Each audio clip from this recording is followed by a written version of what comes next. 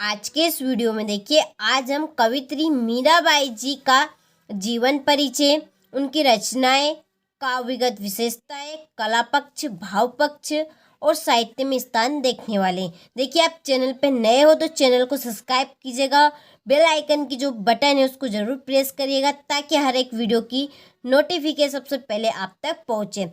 तो देखते हैं हम पहले इनका जीवन परिचय।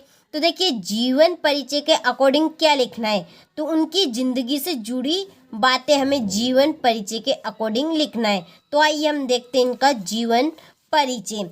तो देखिए, मीराबाई का जन्म राजस्थान में जोधपुर के मेड़ता के निकट कुडकी ग्राम में सन 1498 ईस्वी में हुआ था। तो इनका जन्म कब हुआ था, कहाँ पे हुआ था? राजस्थान में जोधपुर के मेड़ता के निकट ही के पास एक कुडकी नामक ग्राम था, उसमें सन 1498 ईस्वी में हुआ था।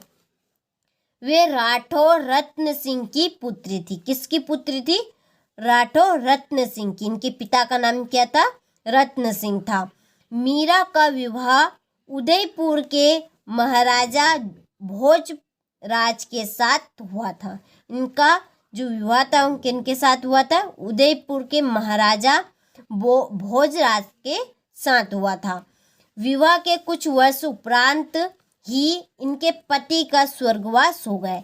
कि विवाह के कुछ वर्ष बाद इनके पति का स्वर्गवास हो गया, इनकी पति की मृत्यु हो गई। इससे उनमें विरक्ति का भाव पैदा हो गया। तो वे राजमहल से निकलकर मंदिरों में कृष्ण कीर्तन करने लगी। तो वहाँ कृष्ण भक्ति भजन करने लगी, जिससे चित्तौड़ के तत्कालीन राणा, जो चित्तौड़ के राणा थे, उन्हें भांति भांति की यातना यानी कि कष्ट देना शुरू किया। तो जो चित्तौड़ के राणा थे उनको तरह तरह से कष्ट देना उन्होंने शुरू कर दिया। तो राणा की यातनाओं से घबरा के वहाँ कहाँ चली गई? कृष्ण की लीला भूमि मथुरा वृंदावन चली गई। कहाँ पे चली गई थी? राणा की यातनाओं से उबकर कृष्ण की लीला भूमि मथुरा वृंदावन में चली गई थी। और आपने अंतिम दिनों में द्वारका चली गई। वह अपने अंतिम दिनों में कहाँ पे चली गई थी? द्वारका। उनकी मृत्यु निकट आ रही थी, तो उस समय वह द्वारका चली गई थी। और वहाँ ही सन 1546 ईस्वी में वे स्वर्ग सिधार गई। स्वर्ग कब सिधार गई? वहाँ 1546 ईस्वी में। तो आपको अच्छे समझ में आया होगा इनका जीवन परिचय। ये आपको देखने में काफ़ी बड़ा लग रहा होगा, कुछ भी नहीं है, आप अच्छे से कंप्लीट कर सकते हैं। और आप इसको छोटा बनाना चाहते हैं तो और छोटा इसको कर सकते हैं, इसमें 4-5 लाइन हटा सकते हैं और अपने अकॉर्डिंग इसको छोटा बना सकते हैं। आइए अब हम देखते हैं इनकी रचनाएं। तो देखिए, पहली रचना है नरसी जी को माहेरो, राग गोविंद, गीत गोविंद की टीका, राग सरोठा के पद, मीराबाई का मल्लार और गरबा गीत। ये 5-6 रचनाएं। आप तो शुरू की 3 रचनाएं कर लीजिएगा, बहुत ही सरल है। नरसी जी को मायरो, राग गोविंद और गीत गोविंद की टीका। तो आप अच्छे से स्क्रीनशॉट लीजिए, जो मन चाहे आप कर सकते हैं। अब हम देखते हैं इनका भाव पक्ष, यानी कि इनके जो विचार थे वह कैसे थे। तो मीराबाई भगवान श्री कृष्ण की प्रेम दीवानी थी। इन्होंने कृष्ण के प्रति अपना समर्पण भाव व्यक्त किया है। सभी को पता है कि जो मीराबाई थी वहाँ श्री कृष्ण की भक्ति करती थी, वह श्री कृष्ण की भक्ति में ही लीन रहती थी। तो वह श्री कृष्ण की प्रेम दीवानी थी। उन्होंने कृष्ण के प्रति अपना समर्पण भाव व्यक्त किया है। मीराबाई ने अपने मन की बातों को सीधे शब्दों में अभिव्यक्त किया है। तो उनके मन में जो भी विचार थे, जो भी बातें हैं, उन्होंने उस बात को सीधे शब्दों में व्यक्त कर दिया है। उनकी भाव दाम्पत्य भाव है। उनका जो भाव है वो कैसा भाव है? दाम्पत्य का भाव रहा है। इन्होंने कृष्ण जी को अपने पति के रूप में स्वीकार किया है।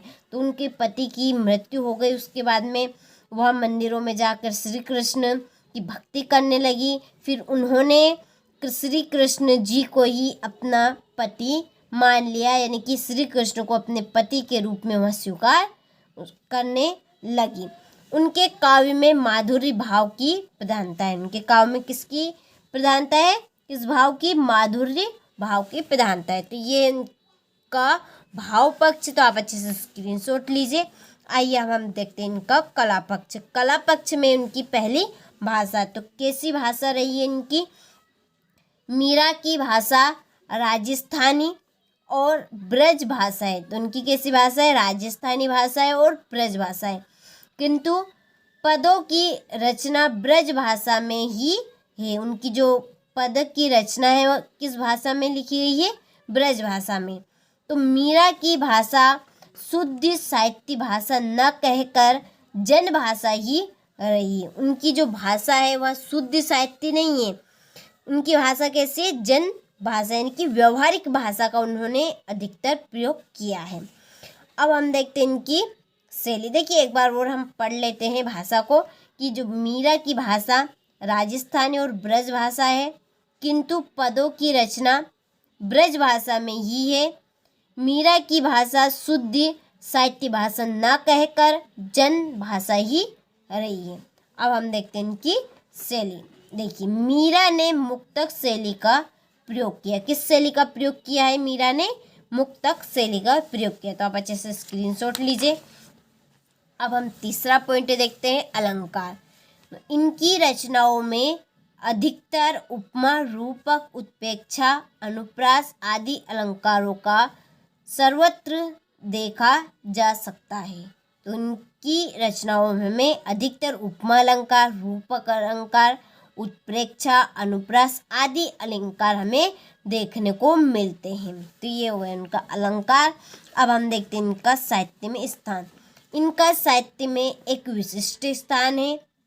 भक्ति काल के स्वर्ग युग में मीरा के भक्ति भाव में संपन्न पद आज भी अलग ही जगमगाते दिखाई देते। तो ये इनका साहित्य में स्थान है, कि साहित्य में इनका एक विशिष्ट स्थान रहा है। भक्ति काल के स्वर्ग युग में मीरा की भक्ति भाव से संपन्न पद आज भी अलग ही जगमगाते दिखाई देते हैं। तो आप अच्छे से स्क्रीनशॉट लीजिए। तो आज की इस वीडियो में हमने मीराबाई जी का जीवन परिचय देखा, उनकी रचनाएं देखी, काव्यगत विशेषता, कला पक्ष, भाव पक्ष पढ़ा, साहित्य में स्थान को पढ़ा। तो आपको सभी अच्छे से कंप्लीट हो गए और आप अच्छे से स्क्रीनशॉट भी आपने लिया होगा। और सभी लेखक, कवि, जो भी है, आपके जितने भी कवि है, लेखक है, सभी के सेपरेट प्लेलिस्ट बना दी है, जो कि हर साल पूछे ही जाते हैं। वही मैंने आपको बताए हैं, पढ़ाए हैं, और आप और चैनल पे जाकर कंप्लीट कर सकते हैं।